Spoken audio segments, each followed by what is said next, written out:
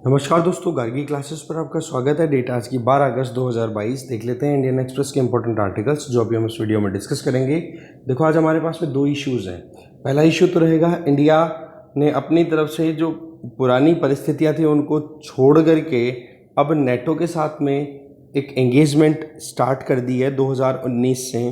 तो वो अपने आप में बहुत ही इम्पॉर्टेंट इवेंट है हमारी, अगर जियोपॉलिटिकल पॉइंट ऑफ व्यू से देखें, international relation point of view से देखें। दूसरा हम देखेंगे कि यूनिफॉर्म सिविल कोड को लेकर के बहुत सारी बातचीत होती है। तो हमारे देश में यूनिफॉर्म सिविल कोड कहाँ पर चल रहे हैं अभी, तो वो जानेंगे गोवा और दमन दीव के बारे में, और अभी क्या वजह है जिसकी वजह से ये फिर से हाईलाइट हो रहा है वो भी जानेंगे। तो दो मुद्दे हैं, डिटेल में देखते हैं इनको। तो फर्स्ट आर्टिकल है ब्रेकिंग अ टैबू। देखो, इस आर्टिकल में बताया जा रहा है कि इंडिया ने फर्स्ट फॉर्मल एंगेजमेंट स्टार्ट कर दी थी 2019 में। किसके साथ में? नेटो के साथ में, जिसका हेडक्वार्टर कहाँ पर लोकेटेड है? बेल्जियम की कैपिटल है ब्रुसेल्स, वहाँ पर। तो वो जो प्रॉपर फॉर्मल एंगेजमेंट है ना, उसकी शुरुआत 2019 में हुई, बट फाइनल जो मीटिंग हुई है वो अभी हुई है। तो ये अपने आप में एक बहुत बड़ा इवेंट है, वाटरशेड इवेंट इसको हम बोल सकते हैं। क्योंकि आप देखो, नेटो स्टैब्लिश हो गया था 1949, North Atlantic Treaty Organization, cold war period के टाइम पे जब स्टार्ट हो गया था, सेकेंड वर्ल्ड वॉर के 3-4 साल बाद में ही। तो आप देखो 1949 से स्टार्ट हो गया, और लगातार यूरोप की जियोपॉलिटिक्स में इस पर्टिकुलर ऑर्गेनाइजेशन ने बहुत इंपॉर्टेंट रोल प्ले किया। बट हमने हमारी तरफ से क्या एंगेजमेंट रखी? नो। पर नेटो की तरफ से कोल्ड वॉर पीरियड भी खत्म होने के बावजूद भी ये कंटिन्यू कर रहा है, यूरोप में खुद को एक्सपेंड कर रहा है। इवन नेटो स्टैब्लिश किसके लिए हुआ था? यूएसएसआर को काउंटर करने के लिए, और यूएसएसआर के डिसइंटीग्रेशन के बावजूद भी नेटो अभी तक भी कंटिन्यू चल रहा है। साथ में एशिया में भी अपनी एक्सपेंशन कर रहा है, और जो इंडो पैसिफिक रीजन है, इसका मतलब जो टेरिटोरियल वाटर्स हैं, या फिर कह सकते हो कि जो ओशन मैरीटाइम रीजन है, वहाँ पर भी अपनी एंगेजमेंट लगातार बढ़ाते चला जा रहा है। पर इंडिया ने क्या किया? कोल्ड वॉर पीरियड पे हमने नॉन अलाइनमेंट मूवमेंट अडॉप्ट कर रखा था, तो हमने बिल्कुल भी एंगेज नहीं किया था, ठीक है, नेटो के साथ में। पर अभी देखें तो अभी की परिस्थितियाँ बिल्कुल चेंज हो चुकी हैं, ठीक है। देखो, कोल्ड वॉर पीरियड में तो क्या था, एक तरफ तो डेमोक्रेटिक आइडियोलॉजीज़ को प्रमोट करने वाला ग्रुप था जिसको लीड किया करता था यूएसए, और उसी की लीडरशिप में नेटो स्टैब्लिश हुआ था। और दूसरी तरफ था वार्सो पैक्ट, जो कि यूएसएसआर की लीडरशिप में स्टैब्लिश हुआ था। वार्सो पैक्ट का ये दोनों आमने सामने थे, पर टाइम बीतने के साथ में 1989 बर्लिन वॉल का फॉल होना, कुल मिला के बात ये थी कि जर्मनी दो पार्ट्स में डिवाइड हो गया था सेकेंड वर्ल्ड वॉर के बाद में। एक तो वेस्ट जर्मनी, एक ईस्ट जर्मनी। वेस्ट जर्मनी जो था वो लिबरल था, डेमोक्रेटिक आइडियाज़ पे चलने वाला था। ईस्ट जर्मनी था, उस पर ज़्यादा डोमिनेंस रही थी किसकी? रशिया की। तो वहाँ पर सोवियत सिस्टम, या फिर कह दो कि सोशलिज्म ज़्यादा चल रहा था। तो ऐसे में दोनों के बीच में डिवीज़न करने के लिए एक बड़ी सी दीवार ही खड़ी कर दी थी लोगों ने मिलकर के, ठीक है। तो ऐसे में वो दीवार कब तक चलती है? 1989 तक। इसके अलावा यूएसएसआर में देखो, सोवियत यूनियन की अगर देखें तो वो कोलैप्स हो गया था 1991 में। तो ये तो देखो कोल्ड वॉर का तो एंड हो गया था, जो यूरोप के डिवीजन का बहुत बड़ा कारण था। तो जैसे ही 1991 में सोवियत यूनियन कोलैप्स करता है तो वार्सो पैक्ट भी खत्म हो जाता है। वार्सो पैक्ट भी एक तरीके से मिलिट्री अलायंस ही था, जो कि यूएसए लेड नेटो को काउंटर करने के लिए यूएसएसआर ने स्टैब्लिश करवाया था। पर सवाल ये है कि नेटो ख़त्म नहीं हुआ, और आज तक भी नेटो ने अपनी जो पकड़ है वो और ज़्यादा बढ़ाने की कोशिश की है। इवन यूएसएसआर के बहुत सारे जो पार्ट्स निकले थे, उन्होंने भी नेटो को ज्वाइन कर लिया। जैसे हम बात करते हैं ना कई बार, एस्टोनिया, लाटविया, लिथुआनिया, ये यूएसएसआर से निकले हुए कंट्रीज़ हैं। पोलैंड ऐसा कंट्री है, पोलैंड हो गया, या ये चेकोस्लोवाकिया, ये सारे हुआ करते थे। ये वो कंट्रीज़ हैं जो कि वार्सो पैक्ट के पार्ट हुआ करते थे। यूएसएसआर का इन्फ्लुएंस था इन पे, पर चेकोस्लोवाकिया में भी डिवीज़न करा दिया। एक तो चेक रिपब्लिक हो गया, एक स्लोवाकिया हो गया। और वो दोनों के दोनों क्या कर रहे हैं? एंगेज कर रहे हैं नेटो के साथ में, नेटो की मेंबरशिप लेकर के। तो कुल मिलाकर के बात क्या है, नेटो अपनी जो मेंबरशिप है वो तो बढ़ाया जा रहा है, और इसी चीज़ को लेकर के कहीं ना कहीं ये रशिया यूक्रेन वॉर भी हुआ है, क्योंकि यूक्रेन ने भी अपनी इच्छा जाहिर कर रखी थी। वहाँ की पार्लियामेंट ने क्लियर कर दिया था कि हमें एक तो यूरोपियन यूनियन की तरफ बढ़ना है, और एक नेटो के साथ में हमारी एंगेजमेंट बढ़ानी है। क्योंकि यूक्रेन को कहीं ना कहीं आभास था कि भाई कल को ना रशिया हमारे ऊपर अटैक करे तो कम से कम बचाने के लिए कोई तो आएगा। पर साइन करने से पहले ही रशिया ने अटैक कर दिया। ठीक है, तो ऐसी परिस्थितियों में अभी इंडिया ने जो अपनी तरफ से जो देखा है वो ये कि जिस तरीके की जियोपॉलिटिकल इक्वेशन बन रही है उस इक्वेशन में हम नेटो के साथ एंगेज नहीं करेंगे तो मुश्किलें हमारे लिए बढ़ सकती हैं। पर इसका मतलब ये नहीं है कि जो नेटो के डर के सामने, नेटो के जो अगेंस्ट में जो कंट्रीज खड़े हैं, फॉर एग्जांपल रशिया, उसके साथ में हमारी एंगेजमेंट रुक रही है। नो, रशिया के साथ में भी हमारी एंगेजमेंट प्रॉपर चलती चली जा रही है। तो आज की परिस्थिति यह है कि वर्ल्ड का मोस्ट पावरफुल मिलिट्री ग्रुप अगर है तो वो है नेटो, और उससे हमने अभी तक एंगेजमेंट प्रॉपर नहीं की थी। उसके पीछे एक ये भी कारण था कि हम रशिया के साथ में एंगेज करने वाले, यूएसएसआर के साथ एंगेज करने वाले कंट्री थे, तो उसकी सेंसिटिविटीज़ को भी हमें समझना ज़रूरी था। अब सवाल यह था कि आज कैसे बदल रहे हो आप फिर, जब रशिया की सेंसिटिविटीज़ को ही आप समझते हो तो आज कैसे नेटो से बातचीत कर रहे हो? तो उसका जवाब है सीनो रशियन रिलेशनशिप, कि चाइना और रशिया की जो रिलेशनशिप जिस पीक तक पहुंच चुकी है, उस केस में चाइना से अगर हमारा कोई कॉन्फ्लिक्ट स्टार्ट होता है, वैसे तो बॉर्डर डिस्प्यूट है, कोई कॉन्फ्लिक्ट स्टार्ट होता है तो लगता नहीं है कि रशिया इम्पार्शियल मैनर में काम करेगा या फिर हमारा फेवर करेगा। तो उस केस में हमें हमारी स्ट्रेंथ बनानी ज़रूरी हो जाती है। इसके आगे देखो, दिल्ली ने अभी तक हमेशा डिफेंसिव अप्रोच ही बना करके रखी थी, ठीक है, जिसमें आज देखे जाए तो हमने तो अपनी तरफ से ज़्यादा कोई एंगेज किया नहीं है, बट नेटो ने या फिर जो वेस्टर्न कंट्रीज़ हैं उन्होंने चाइना और पाकिस्तान के साथ में अपनी एंगेजमेंट बढ़ाई थी, जो कि किस पीरियड में, कोल्ड वॉर पीरियड में, ठीक है। चाइना को आज प्रोग्रेस जो करने का मौका मिला है वो यूएसए के सपोर्ट से मिला है। पाकिस्तान ने जो इतने दिन तक सर्वाइवल अपना इंश्योर किया है वो यूएसए के फंडिंग के ऊपर चला है सारा का सारा। तो कुल मिलाकर के जैसे सीटो सेंटो करके ये एग्रीमेंट साइन हुए थे, South East Asian Treaty Organization और सेंट्रल एशियन ट्रीटी ऑर्गेनाइजेशन, दोनों में पाकिस्तान का अच्छा खासा रेलेवेंस दे दिया था। तो कुल मिलाकर के बात क्या आ जाती है कि पाकिस्तान और चाइना को अच्छी खासी एंगेजमेंट मिली, पर हमने वहाँ पर अपने आप को न्यूट्रल रखा। फिर देखो, नेटो की तरफ से आज के टाइम पर लगातार एशियन अलग अलग कंट्रीज़ के साथ में अपनी एंगेजमेंट बढ़ा रहा है। अब दूसरा फ़ायदा क्या होता है कि नेटो से एंगेजमेंट लेने के बाद में एक तो ट्रेनिंग प्रॉपर हो पाती है जो मिलिट्री पर्सनल्स हैं, और एक कैपेसिटी बिल्डिंग की, कल को ना आप पर कोई अटैक करे तो आप कैसे अपने आप को डिफेंड करोगे। तो इस क्वेश्चन का, इस सवाल का जवाब हमारे यहाँ पर हर बार में ना था कि नहीं नेटो के साथ हमें नहीं ज्वाइन करना है, ना तो मेंबरशिप लेनी है, ना कुछ और, क्योंकि इसके पीछे मेन कारण क्या था, पॉलिटिको मिलिट्री एक्सचेंज, कि भाई अगर हम नेटो के साथ एंगेज करेंगे तो हमें फिर क्या क्या कॉन्सिक्वेंसेस देखने पड़ेंगे। पर 2019 से, दिसंबर 2019 से कुछ कंस्ट्रक्टिव मैनर में काम होने लग गया। एक नई डोमेस्टिक कंसेंसस निकल के आई कि वाकई में Afghanistan, terrorism, China, Russia, maritime security, इन सारे इश्यूज़ को अगर देखें तो हमें बिल्कुल भी इन चीज़ों को इग्नोर नहीं करना होगा और नेटो से हमारी एंगेजमेंट होनी चाहिए। और इसी चीज़ को ध्यान रखते हुए इंडिया ने अपनी नेटो के साथ में जो एंगेजमेंट 2019 में शुरू हुई थी उनको रिवाइवल दिया है। तो ये एक अपने आप में वाटरशेड इवेंट हुआ कि नहीं।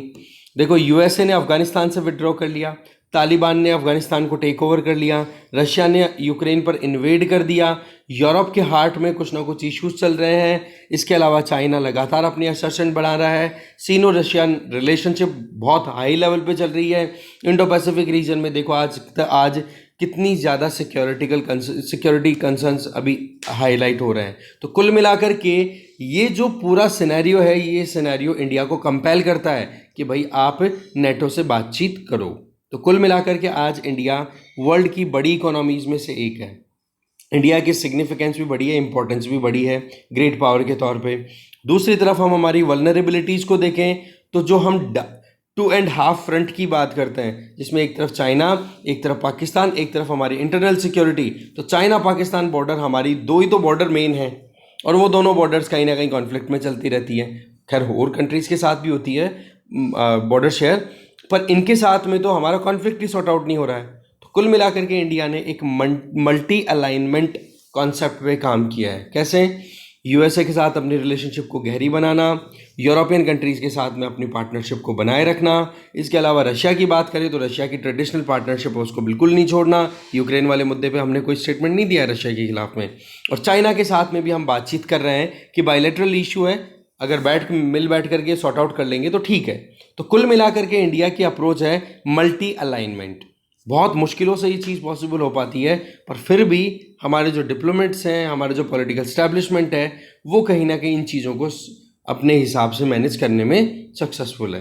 पर हमारी वल्नरेबिलिटी को देखें तो ये अपने आप में बहुत इंपॉर्टेंट कदम है। ठीक है, आगे चलते हैं। नेक्स्ट आर्टिकल है गोवाज कॉलोनियल बर्डन। देखो आर्टिकल को लिखा है ताहिर महमूद ने। इनका ये कहना है कि देखो पोर्चुगल में जो सिविल कोड है वो 1867 में ला दिया गया था। वैसे हम अगर बात करें तो हमारे कॉन्स्टिट्यूशन में directive principle of state policy, जो कि हमारे कॉन्स्टिट्यूशन के पार्ट 4 के अंडर में आते हैं, उसी का आर्टिकल 44 का अगर हम स्टेटमेंट देखें तो वो यूनिफॉर्म सिविल कोड को प्रमोट करने की बात करता है। तो ऐसी परिस्थितियों में अभी 28 मेंबर्स की पार्लियामेंट्री स्टैंडिंग कमेटी, जिसको चेयर कौन कर रहे हैं, राज्यसभा मेंबर है सुशील कुमार मोदी, बीजेपी लीडर है। तो कॉन्टेक्स्ट ये दिया है काम का कि एक तो गोवा में जो ऑलरेडी ये जो सिविल कोड चल रहा है 1867 का, जो कि वहाँ पर पोर्चुगीज़ जो कॉलोनियल पावर थी जिसने स्टार्ट किया था, एक बार उसको रिव्यू किया जाए कि उसमें क्या कमियां हैं, क्या चीज़ें हमें उनमें ठीक करने की ज़रूरत है। और साथ में एक ये भी ऑप्शन एक्सप्लोर करना है कि पूरे इंडिया के लिए क्या हमें एक यूनिफॉर्म सिविल कोड ला देना चाहिए, चाहे कोई भी धर्म के लोग हों, उन सब के लिए। तो इस पर एक अपना रिव्यू देने की बात की जा रही है।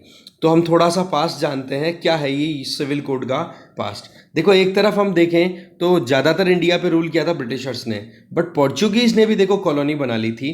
बट पोर्चुगीज़ तो इंडिया में ब्रिटिश से पहले आने वाले थे। वास्को डी गामा पोर्चुगी था, तो उस बंदे ने आने के बाद में सबसे पहले जो कालीकट उस टाइम पे हुआ करता था, आज क्या कोझिकोड है केरला में, वहाँ पर अपना एम्पायर स्टार्ट किया था। वहाँ से उसने तो नहीं किया था, फिर उसके बाद में बैक टू बैक आने लग गए थे पोर्चुगीज़।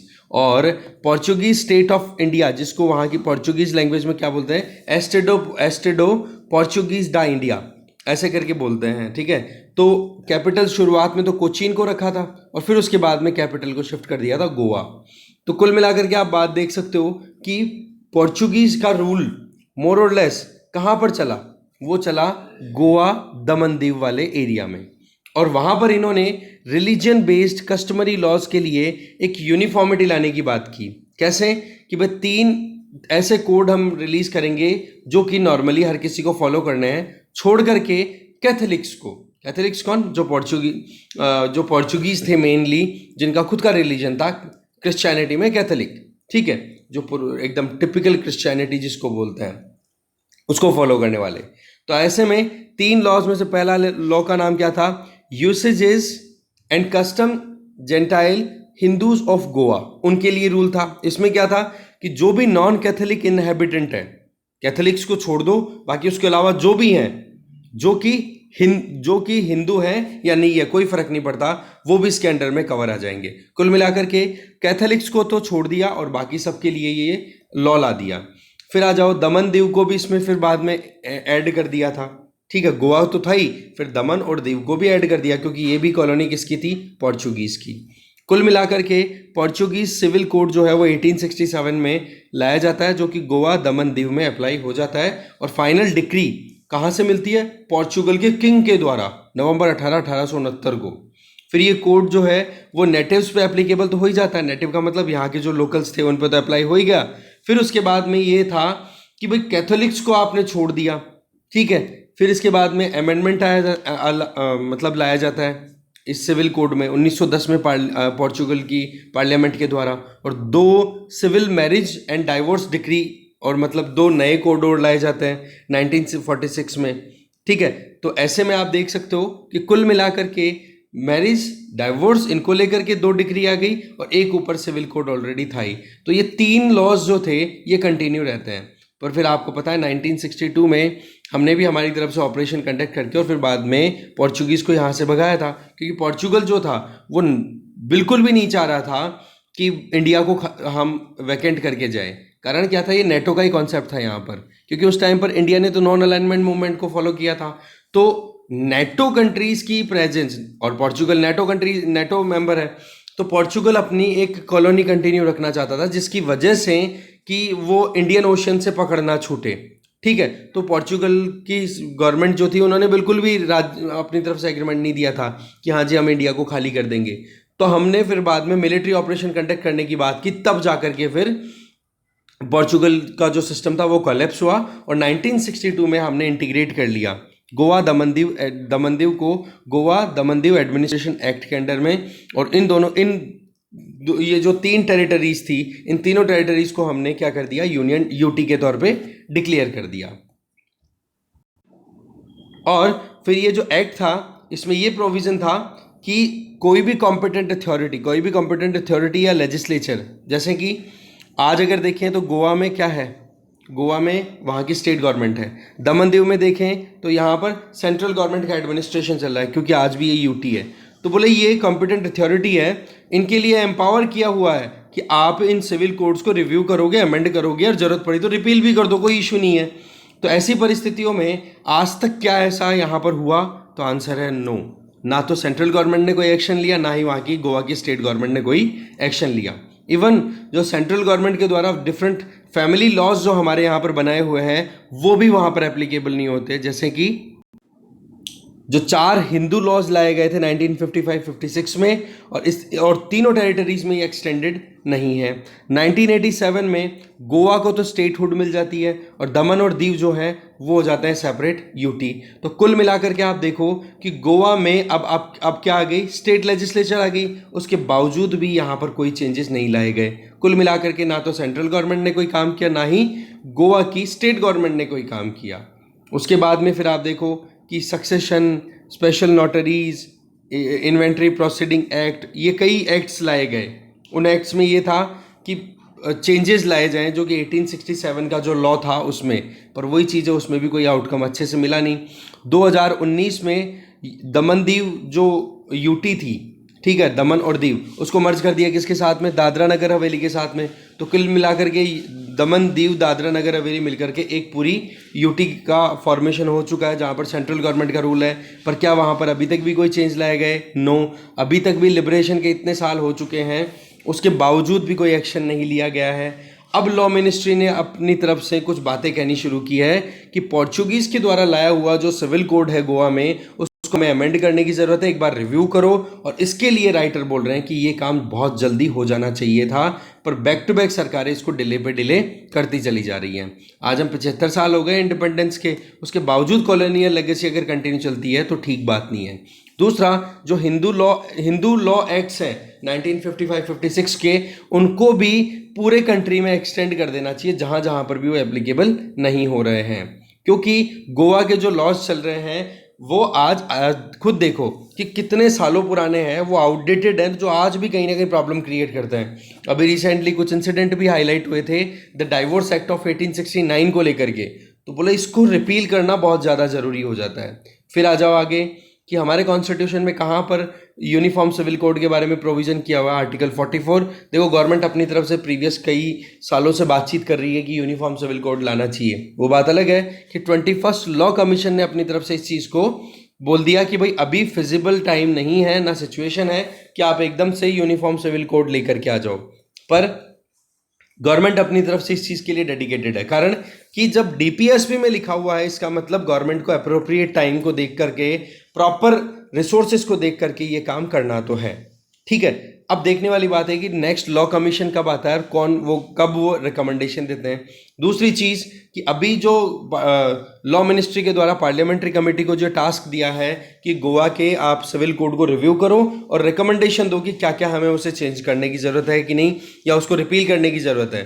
तो अब देखने वाली बात है कि कितने दिनों में इस पर्टिकुलर कमेटी की रिकमेंडेशन आती है। तो ये था यूनिफॉर्म सिविल कोड को लेकर के, गोवा के जो सिविल कोड है उसको हम ड्रॉ करते हुए देख रहे हैं। ठीक है, तो डिस्कशन में ये 2 आर्टिकल इंपॉर्टेंट थे, बाकी बचे हुए आर्टिकल कुछ होंगे तो बाद में देख लेंगे। यहीं ख़त्म करता हूँ मैं। Thank you.